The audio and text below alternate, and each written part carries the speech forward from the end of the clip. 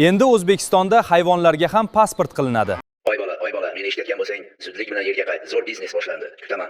Endi O'zbekistonda hayvonlarga ham pasport qilinadi. Sigiringizning ism familiyasi nima? Buzoqov Qo'shqorbek. Assalomu alaykum akalar. Nima qilib turibsizlar? Pasport olish uchun navbatda turibmiz. Ha, yaxshi. Oho, o'chir. Bekira olasanmi? Navbating kelsa kirasan. Mamarayim! Hey! Qalaysan? Jo'rak? Rayim bo'y, Rembo. O'rta! Qalaysan? Qalaysan? Qachon kelding sen? Ha, ancha bo'ldi jo'rak kelganimga. Men Ish qilib dokument qildingmi?